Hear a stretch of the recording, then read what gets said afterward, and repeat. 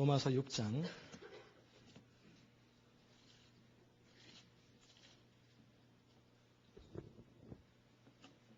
11절에서 14절까지 말씀, 로마서 6장 11절에서 14절까지 말씀 제가 받들어 읽겠습니다. 이와 같이 너희도 너희 자신을 죄에 대하여는 죽은 자요 그리스도 예수 안에서 하나님을 대하여는 산 자로 여길지어다. 그러므로 너희는 죄로 너희 죽을 몸에 왕노릇하지 못하게 하여 몸의 사욕을 순종치 말고 또한 너희 지체를 불의의 병기로 죄에게 드리지 말고 오직 너희 자신을 죽은 자 가운데서 다시 산 자같이 하나님께 드리며 너희 지체를 의의 병기로 하나님께 드리라. 죄가 너희를 주관치 못하리니 이는 너희가 법 아래 있지 아니하고 은혜 아래에 있음이니라. 아멘. 자리에 앉겠습니다. 하나님, 이 시간도 주의 성령께서 이 자리에 앉는 모든 사람들의 영혼과 그의 마음을 터치하시옵소서. 이 말씀이 살아서 창조하시는 말씀으로 단지 이해되는 말씀, 무슨 말인지 아는 말씀이 아니라 이 말씀이 우리의 영혼을 살리고 우리의 삶을 새롭게 하며 죄가 끊어지고 능력의 말씀이 될 수 있도록 은혜 베풀어 주옵소서. 우리 한 사람 한 사람을 온전히 다스리시고 주장하여 주시고 특별히 우리 어린 자녀들에게 하나님 열린 마음을 주시고 주의 말씀을 사모하는 마음을 주옵소서. 주님, 그들의 마음을 주관하여 주옵소서. 들으려고 하는 마음, 간절히 찾으려고 하는 마음을 주옵소서. 예수님의 이름으로 기도드리옵나이다. 아멘. 오늘은 죄의 세력의 두 번째 부분을 다룰 것입니다. 우리는 지난주부터 죄와 전쟁을 하고 있습니다. 죄와 전쟁을 할 때 지난주 예배 끝나고 제가 한바탕 전쟁을 치른 느낌이에요. 그래서 누구랑 싸웠나 보니까 특별히 싸운 사람은 없는데 누구랑 싸웠나 보니까 죄와 싸운 것. 죄는 우리 자신, 그 자신을 숨기고 우리에게 편안함을 주고 안일함을 줍니다. 그런데 일단 우리가 죄를 거절하기를 원하고 제거하려고 할 적에는 강력하게 반발하고 우리를 무너뜨린다는 거예요. 그래서 우리가 죄와 전쟁을 할 때는 각오를 해야 합니다. 약을 먹을 때 호전 반응이라고 여러분 아시는지 모르겠어요. 좋아지기 위해서 일시적으로 더 심해지는 현상. 항상 하나님의 역사는 그렇게 돼 있어요. 동이 트기 전에 가장 어둡듯이 뭔가 하나님의 은혜와 축복과 하나님의 역사와 성령의 능력이 막 쏟아지기 직전이 가장 힘들고 가장 혼란스럽고 가장 영적으로 흑암처럼 보입니다. 그러나 그럼에도 불구하고 계속 하나님을 붙들고 있을 때 하나님의 승리가 임하는 것처럼 여러분이 죄와 싸우려고 할 적에 죄를 내 삶 속에 거절하려고 할 때 생겨나는 현상이 뭐냐면 더 힘들어집니다. 그냥 편안하게 살 때보다 더 힘들어요. 그리고 더 무력해지게 만들고 이게 내 모습이야 하면서 너무 좌절스럽게 느껴집니다. 그럼에도 불구하고 여러분이 흔들리지 마십시오. 견고하시고 이렇게 생각해 보십시오. 내가 지금까지 살아온 이대로 그대로 살 것인가? 내가 지금까지 살아온 그 인생이 하나님 앞에 바쳐질 만한 향기로운 열매만한 인생인가? 그러면 그대로 사는 거예요. 그러나 그렇지 않으면 정신을 차리고 이렇게 살다 죽으면 이것은 사는 게 아니다. 저는 이민사회 하시는 분들이 참 불쌍한 것 같아요. 어찌 보면은. 어떻게 보면 축복이고, 문화도 안 통하고, 말도 안 통하고, 모든 게 다른데, 하루 종일 24시간 먹고 사느라고 완전히 다람쥐 쳇바퀴처럼 뱅글뱅글 돌아요. 그러다가, 나중에 나이 들어서 남는 것은 질병만 남아요. 그게 얼마나 초라합니까? 거기에서 우리 자녀들이 태어났는데, 그렇게 본인 안에 부모 안에 소망이 없고 기쁨이 없고 그냥 하루하루 그렇게 살다 보니까 만사가 귀찮고 자녀들이 뭐 대화하자 옆에 있으면 귀찮으니까 저리가 하니까 자녀들은 자녀들 나름대로 갈등하고 방황하고 아웃사이더가 돼가지고 핵심 인물에 들어가지도 못하고 우리 자녀들 가운데 대학교 졸업하고 고등학교 졸업하고 핵심 그 그룹에 들어가는 사람이 거의 1%도 안 돼요. 다 다시 바깥에 아웃사이더가 돼가지고. 대학교 졸업하고 나서 집에서 아버지 하던 세탁소 그대로 경영하고. 배운 거하고 아무 상관없어요. 그 이유가 뭐냐면 그들 안에 그 내적인 확신, 이너 컨디션이 없어요. 하나님의 사람이라는 내적인 확신이 없고 내가 하나님의 사람으로 어떻게 살아야 할 것인가에 대한 그 각오가 없기 때문에 왜? 그걸 심어주지를 못했기 때문에 그냥 무너져버리니까 다 초라해져요. 다 초라해져요. 그러다 어쩌다 한 사람씩 이렇게 드러나면 신문에 대서 득비라는데 그 어쩌다 한 번요. 천에 한 명, 만에 한 명이에요. 거의 대부분의 사람들이 무력하게 살아가요. 그게 왜 그러냐면 부모가 그렇게 자녀를 키워서 그래요. 나도 힘들고 나도 어려우니까 너도 좀 내 신경 쓰지 않게 좀 잘 좀 살아라 하고 방치해버리는 거예요. 그러다 보니까 애들은 애들대로 자기 자신을 극복할 능력이 없으니까 바깥으로 도는 거예요. 부모는 부모대로 힘들고 애들은 애들대로 힘들고 그렇게 해서 인생을 나중에 마무리할 때 얼마나 후회스러워요. 이제 오늘부터 이제 이렇게 사는 것이 아니라 진짜 새로운 인생을 정말 살기 원하고 하나님이 기뻐하는 인생을 정말 살기 원하고 열매 맺는 인생을 살기 원하실 텐데 우리가 반드시 겪어야 되고 치러야 될 것이 있다면 치르자는 거예요. 아무리 싫어도 시험은 봐야 되잖아요. 그죠? 중간고사, 기말고사는 봐야 되잖아요. 싫다고 안 보나요? 그럼 잘리지. 아무리 싫어도 학교를 가야 되잖아요. 그죠? 학교 안 가는 사람이 가끔 있어요. 아무리 싫어도 학교는 가야지. 아무리 싫어도 만날 사람 만나야 되잖아요. 그게 인생입니다. 인생은 내가 원하는 대로만 살 수는 없어요. 오히려 원하는 대로 살았을 때 그 인생은 초라한 인생이 돼요. 정말 인생은 겪어야 된다면 겪고 그리고 오히려 힘든 상황들을 기회로 여기고 잘 극복할 때 새로운 돌파구가 열리는 거예요. 그러기에 여러분이 이런 과정 속에서 서로 조심하십시오. 영적 전쟁을 하고 쥐와 싸우려고 할 적에 직장에서, 가정에서, 교회에서 시험들 만한 일들이 많을 거예요.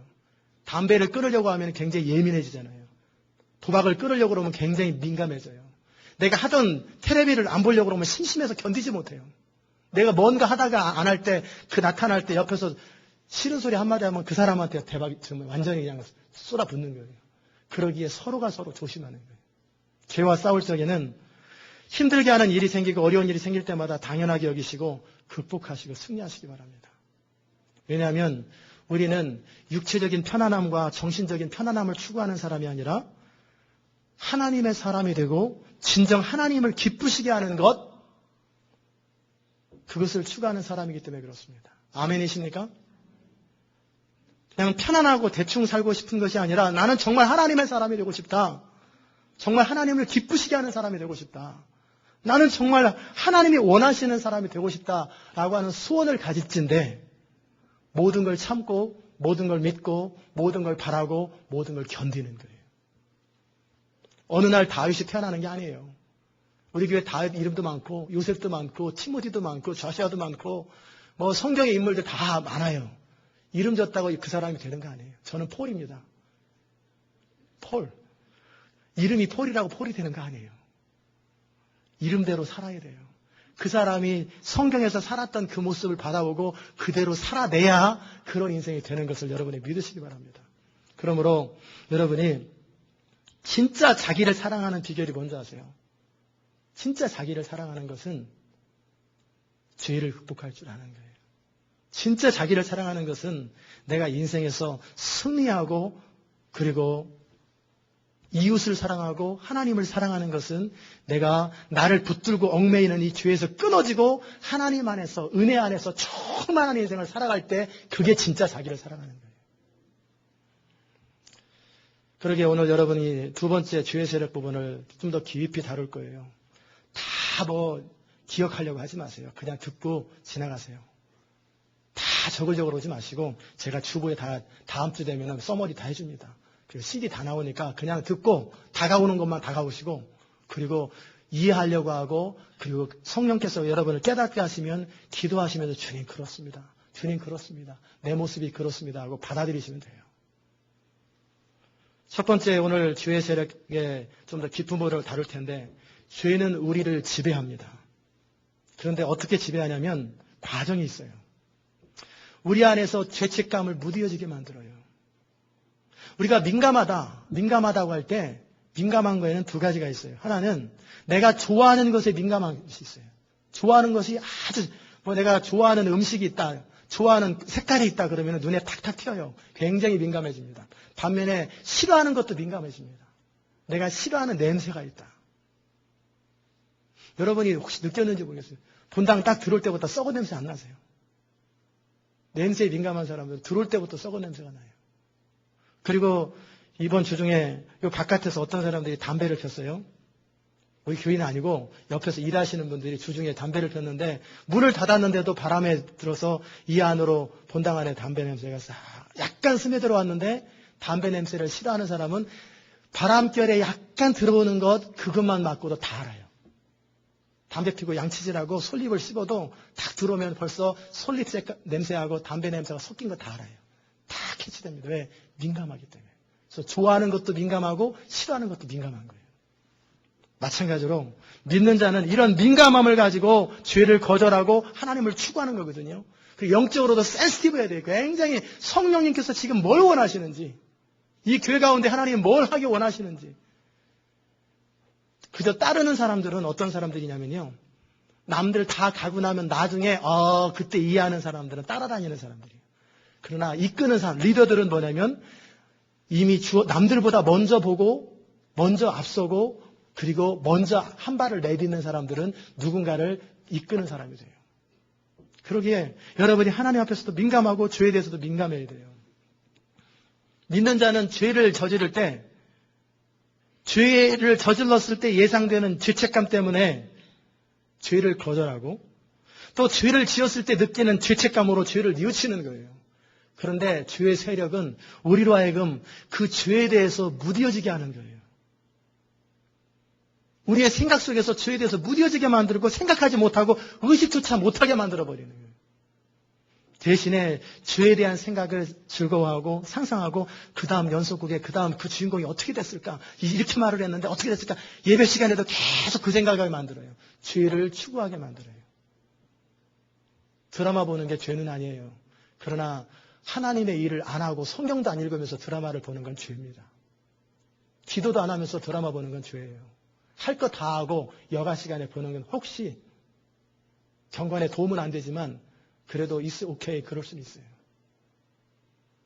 우리 마음속에 죄는 죄책감을 사라지게 하고 죄가 주는 즐거움을 계속 떠오르게 만들고 그리고 죄를 저지르게 될 때도 죄에 대한 그 감각을 무디해서 나중에는 마음이 굳어지게 하고 나중에 죄책감도 안 느껴요. 하나도 안 느껴요. 한 걸음 더 나가서 죄는 거부하는 게 아니라 죄를 좋아하게 만들고 나중에 죄와 친숙하게 만드는 거예요. 그러다 보니 어느 날 술꾼이 되는 거예요. 그러다 보니 어느 날 성적으로 방탕한 자가 되는 거예요. 학생들 가운데 인터넷에서 이상한 장면 보는 사람들 있죠? 옛날에는 우리 중학교, 고등학교 다닐 때는 그저 그런 게 없으니까 어쩌다 누군가 잡지책 하나 갖고 오면 서로 보려고 그러다 뺏기고 혼나고 그러는데 요즘은 집에 안에서 자기 방 안에서 클릭만 하면 다 보이잖아요. 그죠? 처음에는 죄책감이 들었어요. 이게 뭐야? 그렇겠지만 나중에 보다 보면은 나중에는 안 보면 안 될 만큼 빠져버리는 거예요. 뭔가에 중독이 되는 거예요. 어느덧 내 삶의 습관이 돼버려요.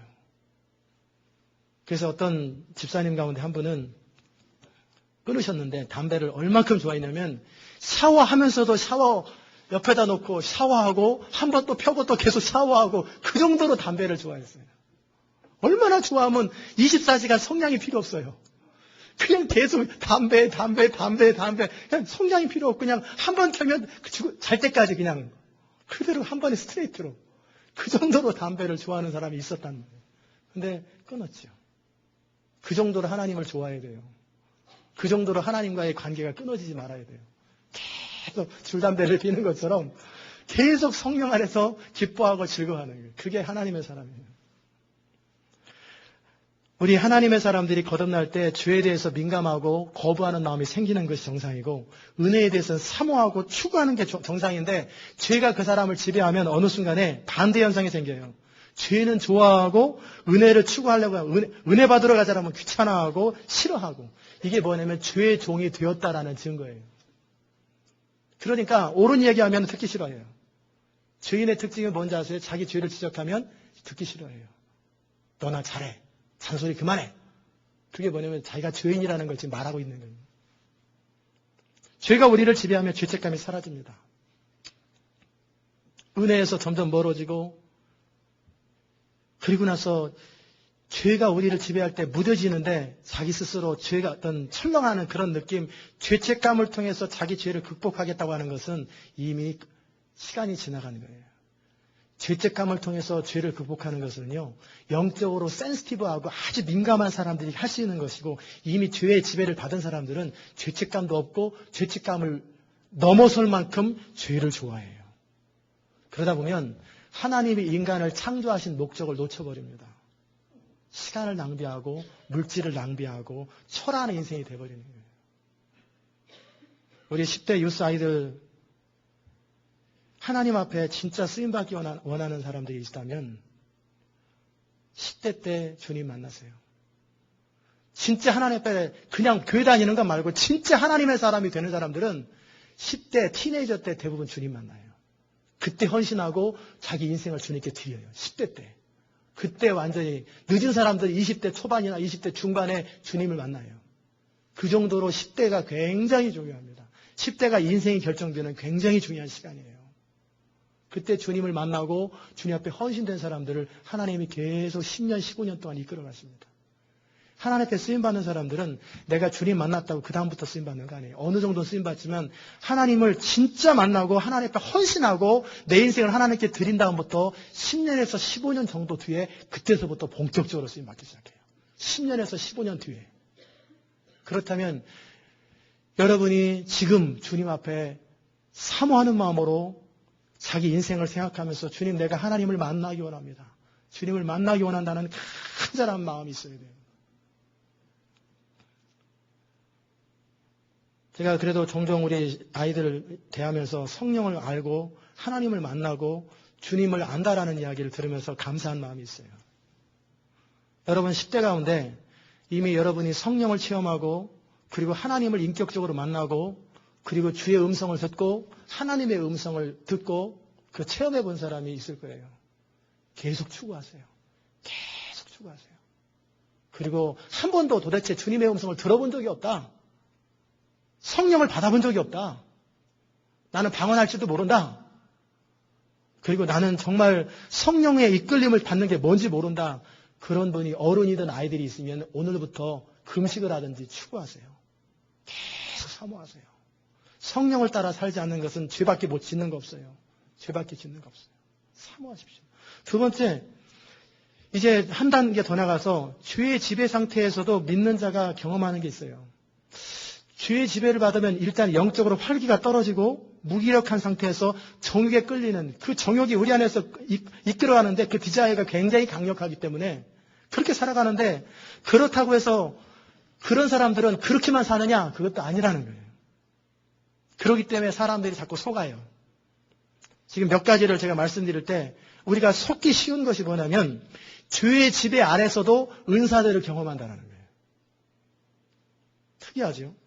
죄를 지배하고, 죄를 짓고 죄가 그 사람을 지배하는데도 불구하고 하나님이 이미 한 번 주신 은사들을 거두지 않아요. 방언도 그대로 하고요. 병도 그대로 고치고요. 예언도 그대로 하고요. 귀신도 그대로 쫓고요. 여러 가지 환상도 그냥 보여요. 여전히 돈을 좋아하고 여전히 스캔들이 있는 목회자가 치유를 하고요. 귀신을 쫓아나고요. 예언 사역을 계속해요. 그래서 돈 받으면서도 예언해요. 그러니까 내가 하나님이 계속 나를 사용하시니까 자기가 지금 하나님과 좋은 관계에 있는 줄 아는데 평상시에 자기 삶은 엉망이에요. 그런데 하나님이 은사를 거두지 않아요. 그래서 비참해지는 거예요. 주님께서 말씀하셨잖아요. 나더러 주여 주여 하는 사람들. 내가 주의 이름으로 귀신도 쫓아내고 주의 이름으로 병도 고치고 이런 일도 하고 큰 권능을 행하지 않았습니까? 그럴 때 우리 주님은 불법을 행하는 자들아 내게서 떠나가라. 나는 너희를 알지 못한다. 분명히 은사를 행합니다. 그런데도 능력을 행하는데도 그 사람이 하나님의 사람이 아닐 수 있다라고 주의 지배를 받고 있을 수 있다는 거예요. 착각하지 마십시오. 두 번째는요. 주의 지배를 받고 있는 상태에서도 여전히 깨달음이 있어요. 하나님 말씀을 읽거나 들으면서도 여전히 깨닫고 여전히 은혜를 받아요. 그게 문제라는 거예요. 그런데 이런 사람의 문제는 뭐냐면 은혜 받고 돌아서면 그때 소용없어요. 삶은 전혀 안 바뀌고 맨날 깨닫기만 하고 맨날 은혜 받기만 해요. 왜? 지금 전반적으로 죄의 지배를 받고 있는 상태라는 걸 보여주는 거예요. 하나님의 말씀은 능력입니다. 그러기에 은혜 가운데 있는 사람들에게 하나님의 말씀이 임하면은요, 그의 삶이 그냥 바꿔져 버려요. 변화돼 버리는데 아멘 아멘 오늘 은혜 충만이 됐습니다. 월요일부터 지지고 볶고 싸우고 그냥 전혀 엉망으로 다녀요. 삶이 전혀 안 바뀌어요. 왜? 전반적으로 그는 죄의 지배를 받고 있는 거예요. 시리어스하게 생각하십시오. 종종 성도들의 문제뿐만 아니라 사역자들도요. 여전히 죄의 지배를 받고 있으면서도 설교를 잘해요. 사역을 잘해요. 어느 정도 역사가 일어나고 은혜가 끼치고 사람들이 모이더라는 거예요. 그러니까 우리가 충격받잖아요. 어느 날 스캔들 여자랑 문제 생기고 돈 가지고 이런 사람이 그게 지금인 줄 알았는데 벌써 6개월, 1년 됐는데 그동안 은혜들을 받았거든요. 그동안 병도 고쳤단 말이에요. 그러니 헷갈리는 거예요. 도대체 믿을 사람이 없는 것처럼 보이는 거예요. 무서운 일이에요. 본인도 더더욱 비참하지만 그로 인해서 너무 많은 사람들이 분별하지 못하고 잘못 인도받고 있더라는 거예요. 그러면 차이는 뭐냐면 은혜의 지배 아래에 있을 때와 죄의 지배 아래에 있을 때 차이가 뭐냐면 죄의 지배를 받고 있을 때는 말씀이 풍성하지 아니하고 이따금씩 은혜가 돼요. 원래 은혜의 지배를 받는 사람은 매일매일 매 순간 은혜가 흘러 넘치는 거예요. 계속 충만한 상태가 계속 24시간 지속되고 일주일 내내 반복되는 것인데 죄의 지배를 받고 있는 사람들은 주일날 한 번 은혜 받거나 가끔씩 한 번씩 은혜를 받아요. 그리고 성경을 읽으면 깨달아요. 근데 깨닫는 것도 왜 깨닫는지 아세요? 성경을 읽다가 자기 지성으로 깨닫고 신학으로 깨닫고 그동안 배웠던 교리 가지고 깨닫는 거예요. 물론 성령이 계시하기도 합니다. 가끔씩. 그러나 참 불쌍한 건데 그게 뭐냐면 하나님께서요. 때때로 사역자를 사용하실 때 그 사람을 위해서가 아니라 말씀을 듣는 성도를 위해서 기도를 받아야 되는 환자를 위해서 하나님이 임시로 그를 사용하는 것뿐이에요. 임시로 그때만 말씀이 깨닫고 말씀을 전할 때만 충만한 상태가 되는 거예요. 그리고 나서 여전히 돌아가면은 허탈해져 버리는 거예요. 그게 죄의 지배를 받으면서도 쓰임받는 것. 그러다 버림받는 거예요. 비참해지는 거예요. 깨달음이 있어도 죄의 지배를 받는 사람들은 지속적이지 않아요. 가끔씩 깨닫고요. 그 깨달음이 자기 삶에 적용되지도 아니하고 그 삶을 바꾸는 것은 불가능합니다. 그래서 죄의 지배 아래에 있다라는 게 무서운 거예요. 때로는 진지하게 뉘우칩니다. 깊이 뉘우칩니다. 그러나 그것을 극복하기에 너무나 강력한 도전이 내 안에 있기 때문에 그걸 극복을 못하고 여전히 또 무력해지고 그러다 보니까 나중에는 다 그냥 그저 그래요. 세 번째, 죄의 지배를 받고도요. 마음의 변화가 일시적으로 있어요. 순간순간 은혜를 받고 순간순간 감동을 받고 하나님의 뜻을 행하기도 하고 부담감과 불편함 때문에 신앙적인 의무를 행하기도 하고 새벽기도 나오기도 하고 기도에 나오기도 하고 뭐 청소하기도 하고 이것저것 봉사하기도 하고 열심히 뭔가 해요. 이런 부담감이 그 사람을 움직이는데 그러나 그가 지금 하나님과 친밀한 관계, 친숙한 관계에 있지 않기 때문에 그 영혼을 소생시키지 못하고 그러다 나중에 번아웃 돼버립니다.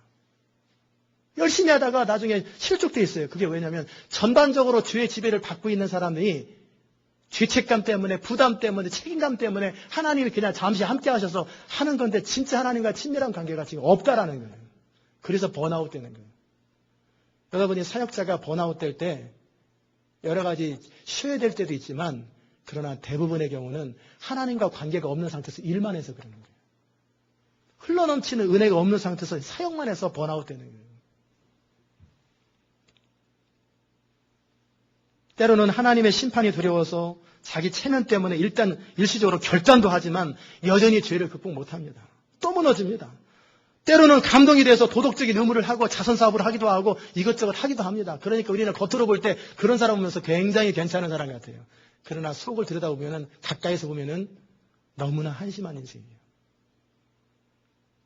여러분, 죄는 단지 몇 번 결단으로 해결되는 게 아니에요.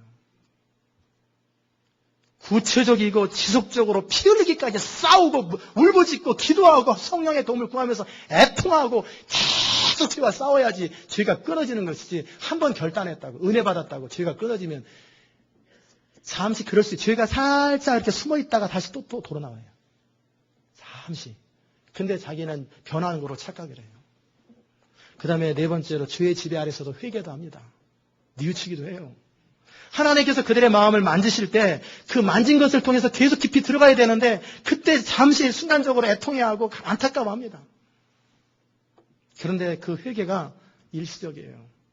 울고 후회하면서도 여전히 그 자리에서 벗어나지 못합니다. 그 이유가 뭔지 아세요? 회개와 뉘우침은 하나님 앞에서 하는 거예요. 하나님의 영광을 가렸다라는 것 때문에 그것 때문에 슬퍼야 되는 거예요. 내가 하나님의 사람으로 마땅히 살아야 되는데 그것 때문에 슬퍼야 되는데 왜 회개하냐면 회개하지 않으면 답답하니까 내지는 내 삶이 안 풀어지니까 내 삶이 고통스러우니까 이런 것 때문에 이기적인 동기를 가지고 회개하는 거예요. 이기적인 동기를 가지고 회개하는 것.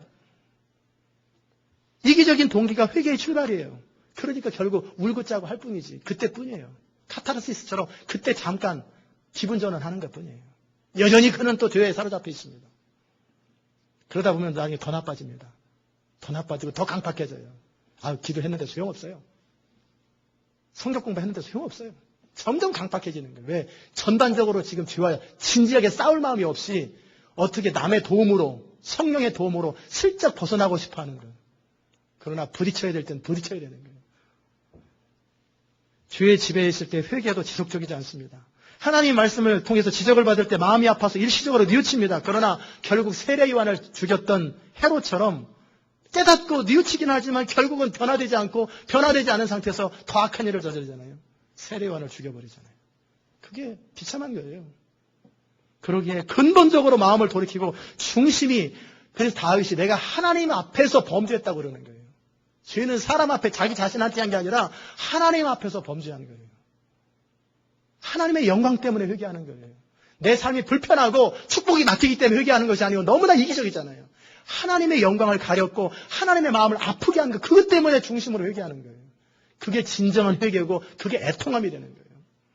그럴 때 변화가 일어나고 성령이 그때 역사하는 거예요. 그러니까 회개하고 참 이런 사람이 있어요. 하나님 앞에 회개할 때는 주님 잘못했습니다. 막 기도하고 막 울부짖다가 그러다가 현실에 가서 문제가 안 풀리잖아요. 그러면 도대체 뭐 하시는 거예요? 그냥 회개하다가 원망하다, 회개하다 원망하다. 이 어떻게 원망과 회개가 같이 가겠어요? 근데 같이 간단 말이에요.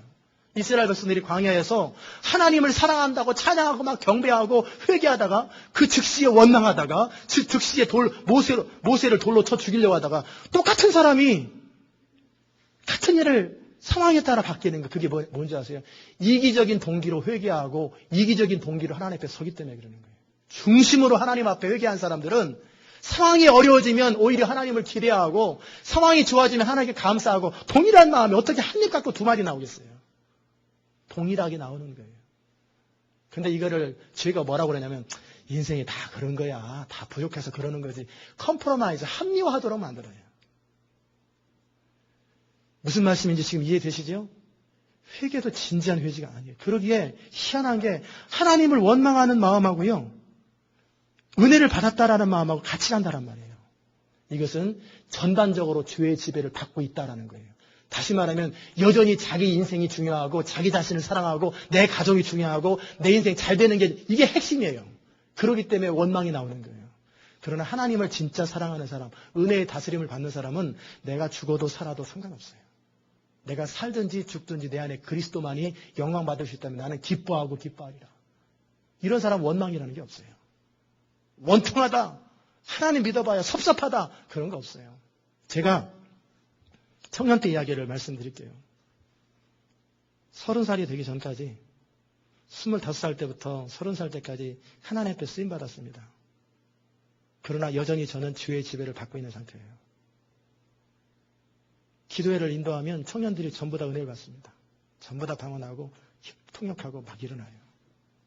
사람들이 거듭나고 변화돼요.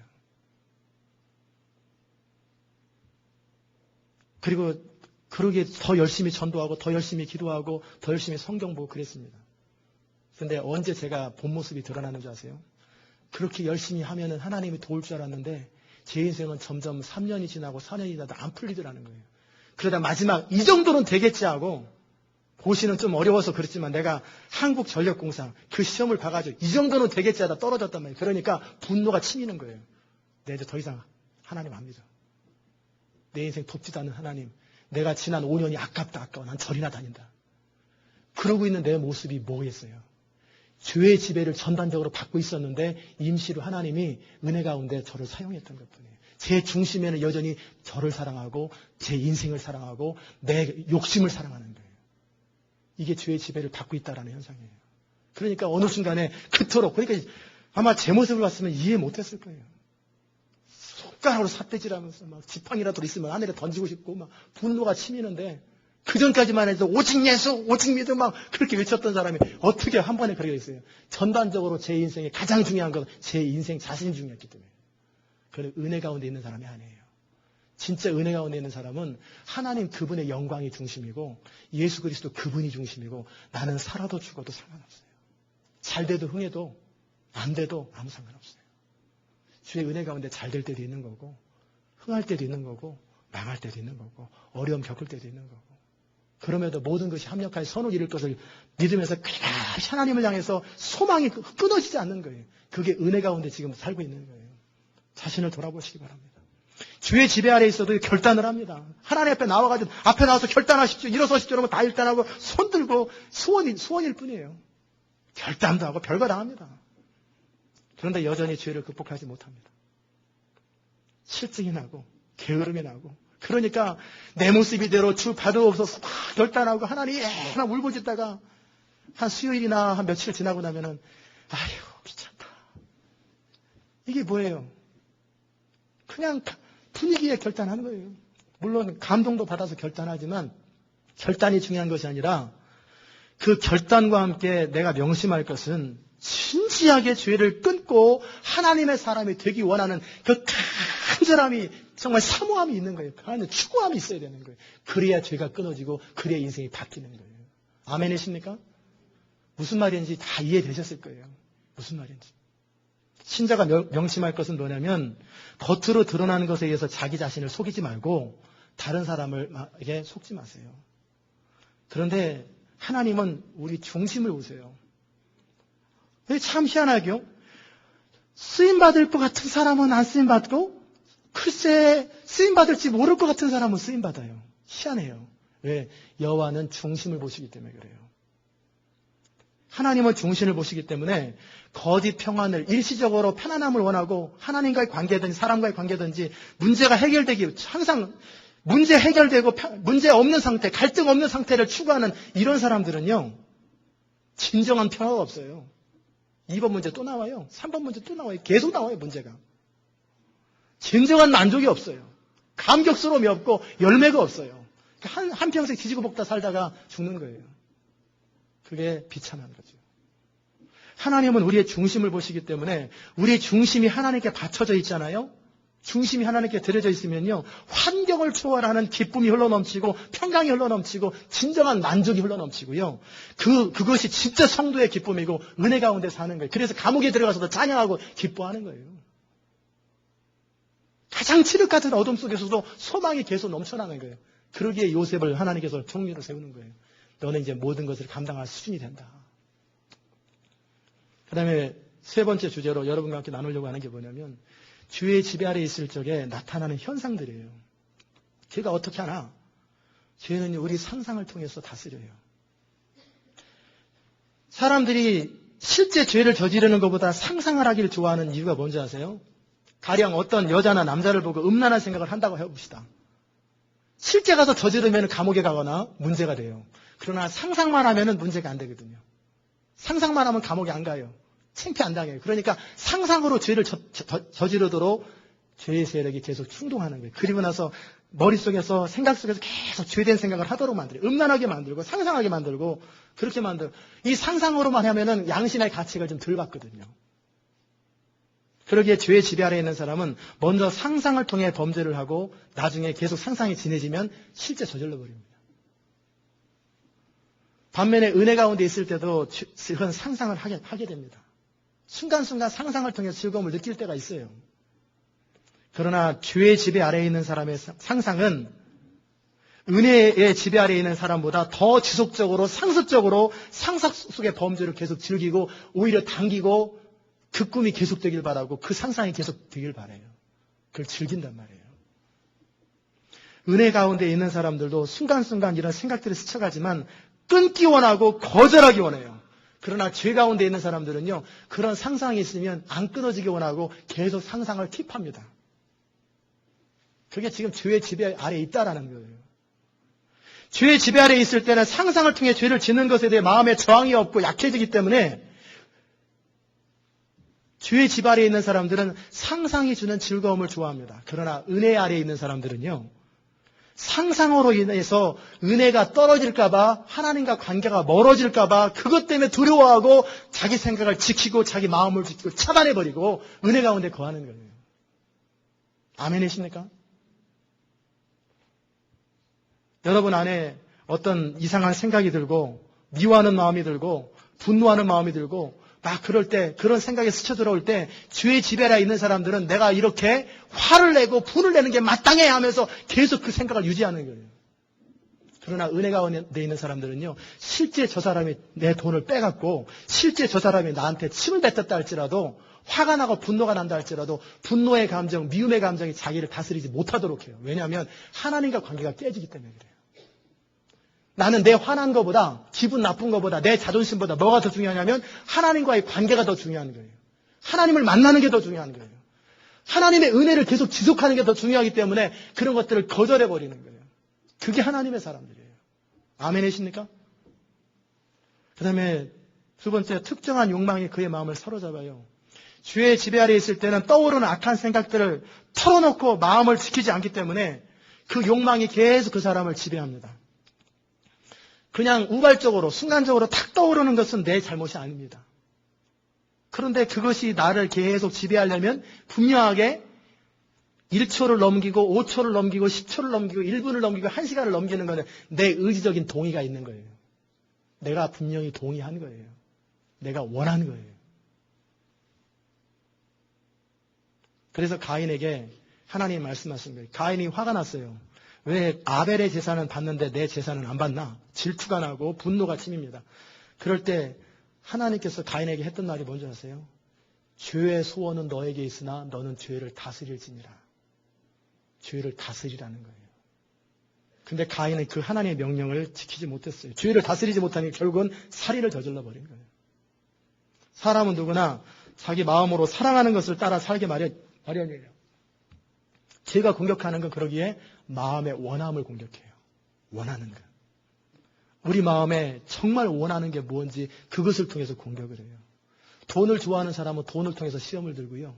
자존심이 센 사람은, 자존심을 센 사람 뭐냐면 사람들 앞에 자기가 괜찮게 보이기 원하는 사람들이 자존심이 센 사람들이에요. 그러니까 그 자존심을 통해 사단이 공격을 하는 거예요. 계속. 죄가 공격하는 건 우리 마음이에요.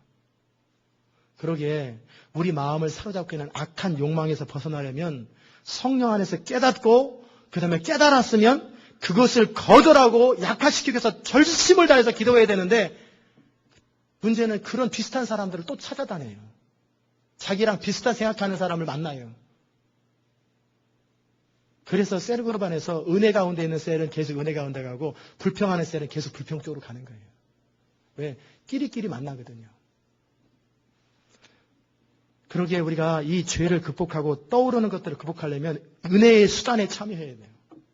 예배와 주의 만찬과 기도와 성경 공부와 어떻게 하든지 우리가 하나님께로 가까이 가는 그 수단에 최선을 다해서 강제적으로 가는 거예요. 강제적으로. 자기를 쳐서라도 가는 거예요. 그러기에 제가 기도하라고 그랬던 거예요. 우리가 은혜 가운데 멀어지면 실증이 납니다. 귀찮아져요. 편안함을 추구합니다. 그래서 의도적으로 어떻게 해야 돼요? 어떻게 해야 될까요? 은혜의 자리에 가는 거예요. 은혜의 자리에 자꾸 의도적으로 가는. 은혜가 안 돼도 괜찮아요. 그냥 앉아 있는 거예요. 그래서 오늘 목사님이 그러시잖아요. 졸더라도 교회에서 졸으라고. 바깥에서 있는 것보다 낫다고. 졸다 보면 가끔씩 정신 차려 들을 때도 있고 얼굴 빨개지면서 들을 때도 있고 졸더라도 교회에서 졸으라. 그러다 보면은 기도를 해도 졸아도 계속 기도하라는 거예요. 그러다 보면 은혜의 자리에 가는 거예요. 세 번째, 주의 지배 아래에 있을 때는 내가 알고 있는 죄조차도 버리지 아니하고 계속 마음이 굳어지고 강팍해져요. 주의 지배 아래에 있는 사람들은요, 죄를 알아요. 내가 이거 지금 죄라는 거 알아요. 그런데 끊기를 원치 않아요. 여전히 사랑하고 그래서 결국 하나님과 멀어져요. 우리 마음이 굳어지는 원인은 뭐냐면 아담의 타락 이후로 죄 때문에 굳어지지만 우리 마음이 실제적으로 우리 마음을 지키지 못하기 때문에 그래요. 마음이 굳어지면 특징이 뭐냐면 듣기 싫어합니다. 왠지 말씀을 듣다가 괜히 듣기가 싫어요. 그리고 거부 반응이 생기고요. 죄책감을 피하고 그리고 자기 죄뿐만 아니라 다른 사람이 자기와 비슷한 행동을 할 때 옳다고 여겨요. 그게 지금 죄의 지배 아래에 있다라는 증거예요. 진정 은혜 안에 거하는 사람은, 하나님을 사랑하는 사람은 내 죄뿐만 아니라 다른 사람의 죄까지도 슬퍼하고 대신 회개해야 되는데, 나와 같은 죄를 범하는 그 사람도 옳다고 하고 마음에 통한다고 그래요. 우리는 마음이 통하지. 그러다 시간 지나가면 서로가 비참한 모습을 알게 돼요. 어느 순간 서로 같이 비참해져 있는 모습들. 이렇게 둘 중에 한 사람이라도 정신을 차려야 되는데, 문제는 부부가 똑같더라는 거예요. 일반적으로 한 사람이라도 정신을 차려야 되는데. 네 번째, 죄의 지배의 증상은 자기를 부인하지 않고 십자가를 지기 싫어합니다. 죄를 죽이는 비결은 자기를 부인하고 날마다 자기 십자가를 지는 거예요. 성령께서 우리의 죄를 죽이시고 우리를 은혜 가운데 거하게 하시는데, 성령께서 일하시는 방법은 뭐냐면 우리의 의지적이고 자발적인 순종을 통해 일하세요. 강제로 안 하세요. 그렇게 성령님과 함께 우리가 함께 협조할 때 죄가 끊어지는 거예요. 그런데 죄의 지배 아래 있는 사람들은요, 자기 부인을 싫어해요. 거룩함, 성화는 영으로서 몸의 행실을 죽이는 것인데, 그리스도와 연합하여 하나님의 은혜와 사랑을 더욱 느끼는 것인데, 죄의 지배 아래에 있는 사람들은 그런 것을 어리석다고 그래요. 적당히 믿어라. 편하게 믿어라. 대충 믿어라. 저는 우리 시온 인터내셔널 교회가 진짜 믿기를 원해요. 성경의 인물들처럼 믿기 원해요. 그런데 사람들이 그러잖아요. 너무 열심히 믿는다고. 우리가 열심히 믿는 게 아니라 그 사람들이 안 믿고 있는 거예요. 우리는 정상적인 것보다 조금 못한 거예요. 다윗이 추구하는 것보다, 아브라함이 추구하는 것보다, 모세가 추구하는 것보다 좀 못합니다. 그 수준이 안 돼가지고 지금 못하고 있는데, 이거 가지고 너무 열심히 한다고 하는 그 사람들은 얼마나 웃기겠어요. 아예 은혜에서 멀어져 있는 사람들이에요. 저는 모르겠어요. 천국 갈지 지옥 갈지 잘 모르겠어요. 죄에 자기를 부인한다는 것이 뭐냐면 자기 생각을 관리하는 거예요. 이 세대의 가치관이 아니라 하나님의 옳고 그름의 가치관을 두는 거예요. 그러나 죄의 영향 아래에 있는 사람은요, 하나님의 뜻이나 말씀보다는 자기 추론, 논리적으로 해석하는 것, 합리적인 생각, 상식적인 판단, 그리고 이렇게 됐을 때 결과가 어떻게 될까라는 예측, 이거 가지고 모든 것을 결정합니다. 지금 죄의 지배 아래 살고 있다는 거예요. 우리 지성은 그런 거라고 준 거 아니에요.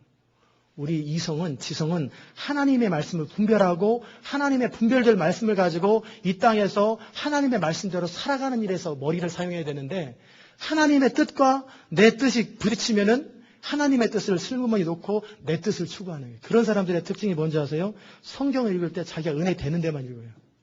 좋아하는 것만 좋아하고 싫어하는 건 안 읽고, 안 읽는 데는 한 번도 안 읽어요. 이게 자기 좋아하는 대로 사는 사람이에요. 하나님 말씀하고 부딪히면은 사도 바울이 날마다 주문하면서 내 생각을 그리스도 앞에 복종시키는 거거든요. 하나님의 뜻과 하나님 말씀 앞에 내 생각이 틀리면 나를 복종시켜야 되는데 복종을 안 시키고 내 생각을 계속 킵하는 거예요. 그게 하나님의 은혜가 아니고 하나님의 뜻이 아니고 하나님의 영광이 안 되면 그냥 과감하게 끊어버려야 돼요. 칼로 무자르듯이 끊어버리고 거절해버려야 되는데 자기가 생각할 때 말 되거든요. 하나님의 교회를 회방하는 사람들이 말 안 되는 거 가지고 회방 안 합니다. 말이 되고 합리적이고 이치에 딱 맞고 그리고 논리적이에요. 그런데 그것을 가지고 하나님의 교회를 지금까지 2000년 동안 회방했다라는 거예요. 그러기에 우리의 상식, 합리적인 생각, 자신의 추론 이런 것이 도움이 되지만 하나님의 말씀에 부딪힐 때는 자기를 쳐서 복종시켜버리는 거예요. 그러기에 추론보다 이성보다 합리적인 생각보다 계시가 더 중요한 거예요. 계시가. 이렇게 자기를 부인할 적에 생각을 다스리고 하나님의 말씀 앞에 자기 생각을 길들이는 거예요. 그게 굉장히 중요합니다. 근데 자기를 부인하는 것은 내 안에 있는 타락한 욕망을 죽이는 거예요. 계속 안에 충동이 있습니다. 컴퓨터 게임하고 싶다. 컴퓨터 게임하고 싶다. 어떻게 하든지 그것만 하고 싶다. 맛있는 거 먹고 싶다. 셀폰하고 친구랑 같이 얘기하고 싶다. 계속 그런 생각들. 계속 충동들이 생겨요. 계속 이런 생각, 저런 생각 했을 때 하나님 앞에 옳지 않다고 싶으면 욕망을 거절하고 지족하는 법을 배워야 돼요. 그것이 경건한 삶을 위해서 중요해요.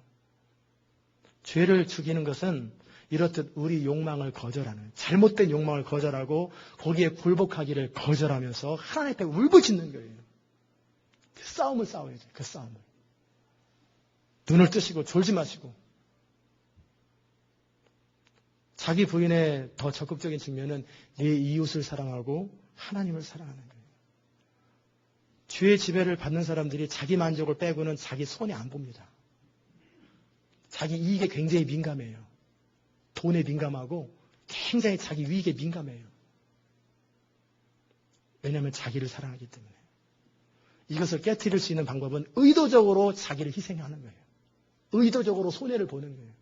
그래서 YM 이런 단체에서는 1년에 한 번씩 자기가 가장 좋아하는 것을 내놔요. 그리고 다른 사람 줘버려요. 의도적으로 자기 것을 다른 사람 주는 거예요. 왜? 자기 사랑에서 벗어나고 싶어서. 그리고 하나님을 더 추구하는 거예요. 왜냐하면 이웃을 사랑할 수 있는 비결은 하나님을 사랑하는 데서 나와요. 우리가 중심으로 하나님을 사랑하면 진짜 자기를 사랑하게 돼요. 우리가 진짜 하나님을 사랑하면 진짜 이웃을 사랑하게 돼요. 내가 원하는 대로, 내가 편한 대로 해주는 것이 그게 나를 사랑하는 게 아니고 이웃을 사랑하는 게 아니에요. 하나님의 뜻대로 사랑하는 거예요. 많은 사람들이 착각을 해요. 자기 원하는 대로 안 해준다고 사랑 없다고 그래요. 자기 뜻을 안 들어준다고 교만하다고 그래요. 하나님의 말씀은 우리 원하는 대로 해주는 게 아니라 잘못된 것을 고치고 아프더라도 수술을 시키고 혼을 내고 벼락을 쳐서라도 고치는 것. 그래서 그의 인생이 잘 되도록 만들어지고 행복하도록 만들어주는 것. 그게 진짜 사랑이에요. 아멘이십니까? 여러분이 자식들한테 그렇게 하잖아요. 근데 왜 여러분은 그렇게 대우를 안 받으려고 그러세요? 여러분이 자식들한테 하는 것처럼 누군가가 여러분한테 해주길 바라야 되는 거예요. 목회자는 그 일을 하는 거예요. 때로는 격려도 하고 이끌기도 하지만 때로는 혼을 내고 때로는 정신이 번떡 나도록 이끌어주는 거예요. 그게 목회자예요. 정말 우리가 행복한 게 뭐냐면 자기를 부인할 때 행복해집니다. 육체는 자기를 부인하면 안 좋을 것 같잖아요. 뭔가 손해볼 것 같잖아요. 그러나 진짜 크리스찬의 행복은 자기를 부인하게 되잖아요. 그러면은요, 내적인 행복과 기쁨과 평강을 누리게 되고 내가 부인하면 하나님의 능력이 임하기 시작해요. 사업에 있어서도 내가 열심히 하면은 하나님이 안 돕습니다. 그렇다고 열심히 하지 말라는 게 아니라 내가 할 수 없다고 주님 앞에 고백하면서 나아갈 때 하나님의 능력이 사업 가운데 기름 부음이 임하는 거예요. 그게 진짜 자기를 돕는 거고 그게 진짜 사업하는 법이에요. 그래서 하나의 미랄이 되는 것은 희생이 아니라 축복을 쌓는 거예요. 은행에다 디파짓 하는 거랑 똑같아요. 하나의 미랄 되는 거예요. 죄를 지배를 받는 상태에서는요. 십자가를 지는 걸 부담스러워합니다. 십자가는 두 가지가 있어요. 하나는 뭐냐면 내 허물과 죄와 상관없이 내가 그리스도를 따르기 때문에 겪는 고난이 십자가입니다. 이게 진짜 십자가고요. 두 번째 잘못된 십자가지만 그러나 또 하나의 십자가는 뭐냐면 내 죄 때문에 내가 잘못해서 내가 어리석어서 겪는 고난이에요. 첫 번째가 진짜 십자가인데 이 두 번째를 통해서도 하나님은 우리를 성화시키시고 내 잘못을 통해서도 우리를 바꾸십니다. 그래서 우리가 이렇게 당하든 저렇게 당하든 고난 당하는 것은 좋은 거예요. 어려움 겪는 것은 좋은 것입니다. 그것을 통해서 인내를 배우고 환난은 인내는 연단은 오직 그리스도께만 소망을 두게 만드니까. 여러분과 제가 진정 그리스도를 닮으려고 하면 그리스도의 십자가를 져야 됩니다. 진정 그리스도와 연합의 관계를 누리기 원하면 주님과 함께 고난을 각오해야 돼요. 그리스도와 함께 겪는 고난이 없으면 그 사람은 진짜 부활이 뭔지 모릅니다. 그리스도와 연합하는 게 뭔지 모릅니다. 진짜 연합하는 게 뭔지. 너무 많은 성도들이 이렇게 해요. 하나님하고 자기하고 좀 분리되어 있어요. 그래서 기도할 때도 마치 우리 안에 성령이 계신다고 하면서도 하나님은 하늘에서 우리 기도를 들으시고 축복을 주시는 그런 느낌으로 하나님을 섬겨요. 그건 정상이 아니에요. 그건 구약이나 그러는 거예요. 하나님과 연합이 안 됐기 때문에 그래요. 그리스도와 연합이 안 됐기 때문에 하나님께 뭘 얻어내는 거예요. 하나님께 뭔 걸 구해가지고 얻어내는 느낌이에요. 느낌이 그런 느낌인 사람은 지금 그리스도 연합이 안 된 거예요. 진짜 연합된 사람들은 내가 그리스도 안에, 그리스도가 내 안에 같이 다니는 거예요. 그러기에 한 뜻, 한 마음, 한 생각, 한 감정 모두가 그리스도와 내가 하나가 되는 거예요. 그런 일에 있어서 고난은 굉장히 유익합니다. 자기를 부인하는 일에. 주의 지배를 받는 사람은 이 땅밖에 관심이 없어요. 영원한 것은 죽은 다음에 천국 가는 거 다 원하지만 실제 천국을 위해서 뭘 쌓는 거 관심 없어요. 왜? 실제 느껴지지 않고 막연하게 교리적으로 이론적으로 천국 간다고 믿는 거예요. 그러나 실제 천국이 느껴지고 현실처럼 느껴지는 사람들은요. 천국의 보물을 쌓는 거예요. 그러나 죄에 길들여진 사람들은 이 죄 중심으로 살고 눈에 보이는 것 중심으로 살기 때문에 하나님은 경고하십니다. 가늠하는 여자들이요. 세상과 벗되는 것이 스스로 하나님과 원수되는 것을 알지 못하느냐. 실제 간음을 저지르는 게 아니라 세상과 벗이 되고 세상의 문화를 좋아하는 것이 하나님의 원수가 된다는 거예요. 돈을 사랑하는 것은 우상 숭배입니다. 모든 악의 뿌리가 돈을 사랑하는 것이 일만 악의 뿌리입니다. 이 세상에서 필요한 것은 필요한 거예요. 그러나 필요한 것을 넘어서서 우리의 마음이 지나치게 집중되고 그것 때문에 업앤다운이 심하고 그것 때문에 살고 죽고 그러면은 그 사람은 이미 돈을 사랑하고 돈의 지배를 받고 있는 거예요. 그런 사람은 하나님과 멀어집니다. 결국은 주의 지배를 받아요. 마지막으로 주의 지배를 받는 사람은 기도에 게으릅니다. 주의 지배를 받으면서 열정적으로 기도하는 사람은 없어요. 기도를 다 하더라도 마음을 다해 기도하지 않고 기도 시간에 기도 나오는 것뿐이에요. 중심으로 왜 기도는 하나님과 대화하여 마음을 다해 하나님과 친밀함을 갖는 것인데 빚쟁이가 독촉하듯이 하나님 앞에 따지는 거 그걸 기도라고 생각해요. 그건 기도의 10분의 1도 안 됩니다. 하나님과 친밀함, 하나님과 교제, 하나님과 연합이 기도예요. 그게 굉장히 중요한 기도인데 그러기에 주의 지배를 받는지 은혜의 지배를 받는지 척도는 기도하는 시간을 즐기는지 즐기지 않는지에 따라 결정됩니다. 기도는 우리가 영적인 능력을 공급받는 채널이고 죄를 극복하는 비밀이에요. 그러기에 기도를 할 적에 끈질기게 기도하는 거예요. 그래서 제가 시간을 정해드리는 이유가 그런 거예요. 왜냐하면 그거보다 더 하는 건 문제 없어요. 그러나 그 정도로 하라는 거예요. 1시간 이상은 기도하고 2시간 이상은 기도하라는 거예요. 기도 안 돼도 괜찮아요. 그냥 무릎 꿇고 있다가 지나도록 자면 돼요. 그래서 버티고 있으면 돼요. 그러다 보면 기도가 돼요. 근데 어떤 사람은 자기 의에 빠진 사람은 이렇게 기도하는 게 무슨 의미가 있어. 기도 안 해. 그러면서 텔레비 보는 거. 차라리 무릎 꿇고 자는 게 텔레비 보는 것보다 나아요. 자는 것보다 나아요. 그래서 기도 시간을 지키십시오. 규칙적으로 기도 시간을 지키십시오. 그러다 보면 기도형이 부어지고요. 그러다 보면 기도의 능력이 임하는 거예요. 기도 잘하는 사람은 어느 날 기도가 막 잘 돼가지고 잘하는 게 아니라 그 시간을 지키는 거예요. 계속 기도의 양이 많으면 많을수록 시간이 길어지면 길어질수록 깊이가 더 깊어진다는 것을 꼭 명심하십시오. 우리가 정말 죄를 마음으로 의식하고 마음으로 미워하는 마음이 생기면 더 이상 죄를 좋아하지 않습니다. 그리스도를 추구하게 돼요. 그때서부터 본격적으로 기도하기 시작하는 거예요. 여러분이 계속 지난주, 이번주, 앞으로 계속 이제 죄와 싸우고 추구해 보십시오. 그럴 때마다 여러분이 좌절감을 느낄 것이고 그럴 때마다 나의 힘이 얼마나 연약한지를 느낄 거예요. 그럴 때 포기하는 것은 아주 어리석은 거예요. 그럴 때 기도하는 거예요. 그럴 때 은혜의 자리에 나오고 그럴 때 하나님 앞에 엎드리고 무릎 꿇고 그냥 앉아있는 거예요. 무릎 꿇고 그냥 기도하는 거예요. 그러다 보면 하나님께서 우리 중심을 살피십니다. 진짜 제가 원하는구나. 한번 트라이 해본 게 아니라 진짜 죄를 끊기 원하는구나. 그걸 딱 캐치하고 나서 그때서부터 능력을 주시기 시작합니다. 하나님은 꼭 마음을 체크하신 다음에 저울질한 다음에 능력을 주시는 분이세요. 죄는 일시적으로 우리를 즐겁게 하고 편하게 하지만 결국은 우리를 파멸시키는 악이에요. 그러게 이 죄를 끊는, 죄를 죽이기를 계속하는 사람이 은혜에 깊이 들어가고 더 하나님을 사랑하게 되고 더 행복한 인생을 살게 되고 더 평화롭게 살게 되고 모든 좋은 것이 넘쳐납니다. 여호와를 경외하는 것은, 따라서 합시다. 여호와를 경외하는 것은 죄를 미워하는 것이라. 죄를 사랑하는 게 아니라 죄를 미워하는 거예요.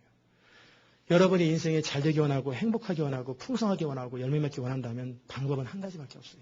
여호와를 경외하는 거예요. 시편 34편에 여호와를 경외하는 자는 모든 좋은 것에 부족함이 없다고 되어 있어요.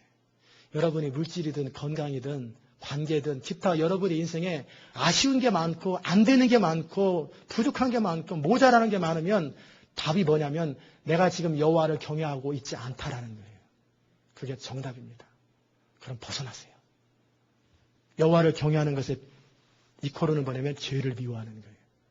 그러게 각성을 하고 죄와 싸우십시오.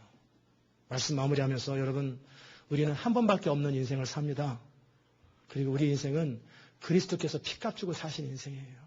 함부로 낭비하고 대충 살아도 되는 그런 인생이 아니에요. 그러기에 우리는 무겁고 얽매이기 쉬운 죄를 벗어버리고 인내로서 우리 앞에 당한 경주를 경주하는 거예요. 죄와 싸우되 피 흘리기까지 싸워야 돼요. 이것은 우리 교회 성도들만 하는 게 아니라 성경의 모든 하나님의 백성들, 역사상 진짜 쓰임받았던 사람들, 하나님을 사랑했던 모든 사람들이 다 공통적으로 했던 거예요. 미국 가운데 가장 신앙이 좋았을 때가 청교도 시대거든요. 그 사람들이 대부분 다 그랬어요. 우리만 하는 게 아니라 다 그렇게 하는 거예요. 이런 사람들이 구름처럼 허다한 증인들이 있어요. 요즘 교회들이 죄에 대해서 얘기하는 걸 싫어하고 그래서 편하고 대충 살도록 진정 그리스도인의 삶을 가르쳐주지 않습니다. 이건 하나님 앞에 범죄입니다. 성도들 안 떨어지게 하고 11조 열심히 내기 위해서 교회 운영하려고 하는 것은 그건 기업이지 교회가 아니에요. 진짜 성도를 사랑하는 것도 아니고 비참하게 만드는 거예요. 여전히 다람쥐 쳇바퀴 돌듯이 비참하게 살다 열매 없이 죽은 다음에 천국 가거나 지옥 가면 열매도 없고 그건 비참한 거예요. 하나님의 사람들은 정말 행복하기 원하세요. 우리가 믿는 그리스도인이 가장 행복하며 가장 만족스럽고 가장 열매 있는 비결은 죄와 싸우는 거예요. 그리고 은혜 가운데 거하는 삶이에요. 저는 여러분을 진심으로 사랑하고 진정 행복하기 원합니다. 그래서 여러분의 삶에 하나님의 은혜가 넘쳐나길 바라는 거예요. 다른 길은 없나니 이 길밖에 없어요. 죄와 싸우고 피 흘리기까지 싸우고 내가 죄와 싸워서 극복하는 만큼 이기는 만큼 주의 은혜 가운데 거한다라는 사실을 여러분이 꼭 명심하시고 승리하시는 여러분 되시기를 주의 이름으로 축원합니다. 기도합시다. 하나님 아버지 감사합니다. 오늘도 이 아침에 우리가 죄가 무엇인지 얼만큼 우리 삶 속에 스며들어서 우리를 붙들고 있는지 우리로 알게 하시니 감사합니다. 하나님 우리는 더 이상 주의 노예, 주의 종로로 타고 싶지 않습니다. 주님, 우리 한 사람 한 사람들을 경각시키시고 깨우시고 바로 서게 하여 주시옵소서.